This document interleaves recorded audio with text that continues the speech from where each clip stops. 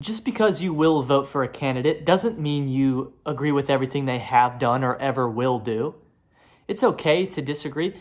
In fact, if you don't have points of disagreement or requests for where you'd ask your representative to improve, you likely aren't being honest about them or your situation. Let's talk my disagreements with the Trump-Vance approach to the 2024 campaign. Everybody loved Trump's RNC speech. They said, you know what, this is peak Trump, and I don't disagree. He seemed so human just after the assassination attempt. It was the first time we really heard from him on the national stage post-Butler, Pennsylvania, and it was an outstanding speech. It met the moment. But there was one flaw, and I didn't hear anybody talking about it. And it's been revealed since, the flaw, like I knew would happen, and here's how you know it would happen, because my disagreement there was, hey, don't use the term never or its opposite always unless you really mean it. So when you say something in the speech like, hey, I'm never going to talk about the events of Butler, Pennsylvania again. This is going to be it. Because he said, emotionally, I don't know if I can handle it. This is going to be the one time that I'm going to go over it. And since then, at this point, dozens of times, he's gone over it again, as he should. As he should.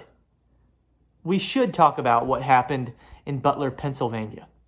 We have to, because we don't have answers yet. Even after we have answers, we need to talk about it more. We haven't even gotten to the stage of asking follow-up questions because we don't have answers to the initial obvious questions. So we should talk about it ad nauseum, and he should talk about it. He just shouldn't have said, I'm only going to talk about it once. Because that was obviously untrue from the moment it came out of his mouth or was written for him to speak in the speech. The media likes to call Trump a liar and point out all the times he lies. Are they still going to do that if he never lies? Yes, we've seen them do that. They'll lie about him lying. But let's not give them even a single shred of, if we can help it, let's not give them even one thing to nitpick and say, see, he's a liar. Number 2, my second disagreement with the approach to 2024, Trump versus Kamala. I wouldn't even acknowledge Kamala. I wouldn't even acknowledge her. I wouldn't debate her. I wouldn't make political ads attacking her. I wouldn't acknowledge her once. I'm so serious. I wouldn't debate her because the one thing that I think that is legitimizing her position as the opponent to Trump at all is Trump acknowledging her as the opponent. I think he should have stepped on the gas with Biden after Biden resigned from the nomination. He should have stepped on the gas and said, I don't think it's really appropriate that he does that. I encourage him to stay in this thing. We've already debated. Let the people vote. As soon as he acknowledges Kamala, it makes it okay that Kamala has never received a vote from the people. Not one. Not one. She doesn't even poll well. And we'll talk about the polls. But she didn't even poll well. She's, as a VP, she is supposedly one of the least liked individuals in that position's history.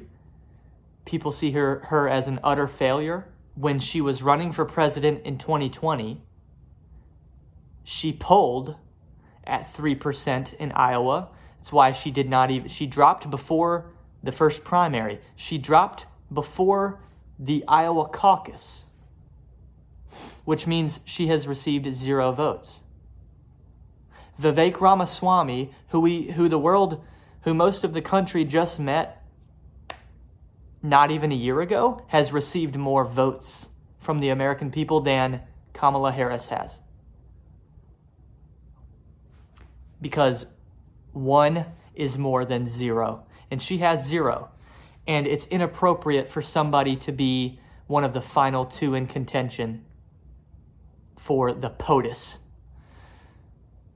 if you've never received a vote. We should not be legitimizing the Democratic Party's complete disregard for the will of the people. And by even debating her, he's doing that. He's putting it in people's minds, I think, Donald Trump is, that there needs to be a debate, that this is a vote. If I were Donald Trump, my answer would be, hey, you know what? The American people are going to have a choice to make. If they want to vote for someone who did not receive the votes to be in her position, that's on them. But in my opinion, there's one choice in this election. It's not my fault that Joe Biden all but essentially forfeited his campaign because I debated him. You know, that's not the Republicans' fault. That's not Donald Trump's fault. I wouldn't even acknowledge Kamala Harris. Now, I do have a bit of a nuance to that. I'm actually fine with the Vance Waltz debate still happening. The reason for that is because J.D. Vance has political aspirations of his own, probably. It'll be a big moment for him. I get that. I get Vance wanting that moment because that's an advantageous position, obviously, and it's going to work for him. But from the Trump-Kamala standpoint, no debate should be had. I'm disappointed that it's going to happen. I wouldn't do it. My next issue is similar but different. Stop reacting to polls. I don't believe the polls.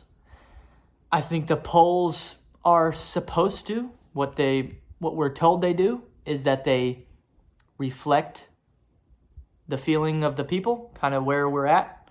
It's supposed to reflect what the people are feeling. And I think what's going on is they're instead shaping what the people feel.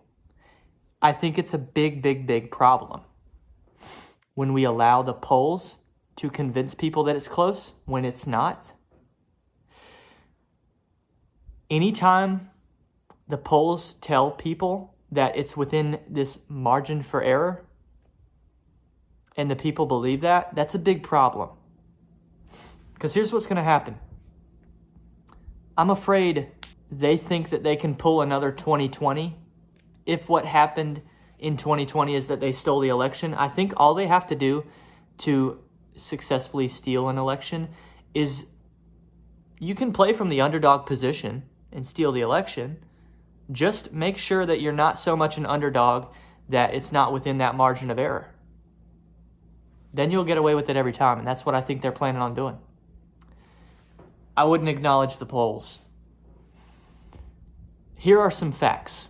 This is why I don't believe the poll. This is why I don't believe that this race is close at all. Kamala Harris has received 0 votes. We just talked about that. Why was Kamala Harris made the nominee at the DNC very recently? Remember why she was even made the nominee? At first, it was because early on, I was watching everything. I heard them all say it. I heard people on the right say it. I heard people on the left say it. And when the left said it, I said, keep the tapes, buddy. Keep the tapes. Because they admitted, they all but admitted, they straight up admitted, this election's over when Trump stood back up, fight, in Butler, Pennsylvania. They said, it's done. I don't want to hear the excuse that, we were talking about Biden. No. Nope, they were saying it was done regardless of who took Biden's position, if someone would take Biden's position. Why did it become Harris? Because there's something called 2028, and no other Democrat wanted to do what would be seen as a political / career for them, career suicide, if we can use that word on YouTube anymore. It was seen as career suicide running against Trump right now. Why is Waltz the VP pick? From what we understand, nobody wanted to run with Kamala. Why? Because you're running into a loss. You're running at a disadvantage. Can't win. So then you damage your 2028 chances because your reputation becomes, oh yeah, you were the loser on the last ticket. And people don't like voting for losers the next time. So here are some facts. Kamala has received 0 votes. She is currently the Democratic nominee because of lack of options. She was the nominee by default. The VP is someone no one knew who he was, and he is from a deeply blue state, which shouldn't numerically help. It's also undisputedly true that people overwhelmingly vote based on the economy, and the people on the whole aren't happy with the Biden-Harris economy. Oh, and one more fact I forgot to mention while recording. Don't forget, the most successful third-party campaign in modern American history just came to an end. And that candidate, who has tons of loyalty and was previously a Democrat, so would theoretically be carrying many Democratic votes with him, just endorsed Trump, all but increasing the depth of the canyon between Donald Trump and Kamala Harris's legitimate odds of winning this thing. Nothing indicates that she has a chance. And nothing indicates that she has a chance because she doesn't. The problem is, they're playing the game like she does, and Trump and Vance are going along with it. And it's dangerous because if you play it out, and my fear becomes reality, and we're told on November 5th and 6th and 7th, whatever, that she's won the election. Really, it'll be really narrow. And oh, she won the election. Oh, she had a 5% chance and she actually won it. The mistake is not letting them steal it. Honestly, let them steal it. The mistake is allowing people to believe she has a 5% chance to win. Because then, when they steal it, the people won't react harshly to it. They'll have to accept it as, well, things that have a 5% chance of happening do sometimes happen. And we the people will just take it. We'll just take it. What we'll have to accept if that happens is that they have supposedly won, the Democrats have supposedly won 4 of the last 5 elections, 2 of 3 against Donald Trump, with deeply flawed nominees. I'm just not buying it. And I just don't think we'll ever see the people react if they don't this time. Joe Biden wasn't going to win. Everybody knew it. So they tried to eliminate from the earth Donald Trump. They literally missed the shot. So they try to throw up a different candidate. The early polls still showed you she had no shot. So they slowly keep coming out with new polls where she inches and inches and inches closer to that margin of error so that they can steal it again with as dramatic a 12 months as we've had as a nation. If all that does happen and the people don't react, I don't think they ever will. There will never be a more obvious, complete joke of a situation. I won't believe that there's any serious voting going on. If the people let this happen this time, it's so clearly narrative driven and decided ahead of time by others that it's just,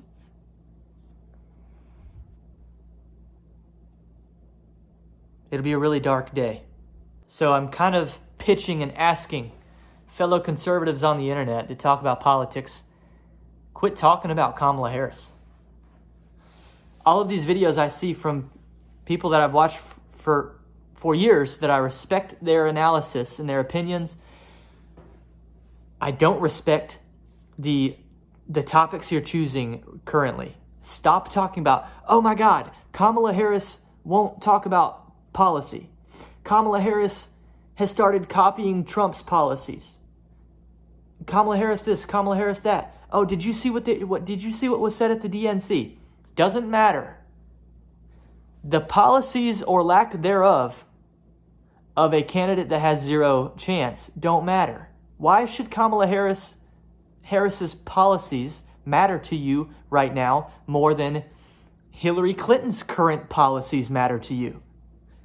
You don't think Hillary Clinton can be president, so you don't care about her current policy.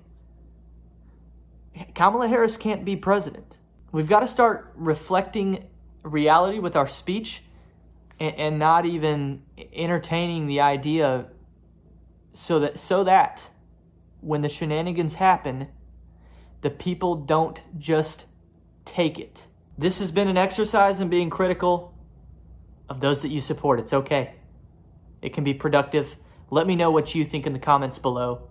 I will see you next time on Welty.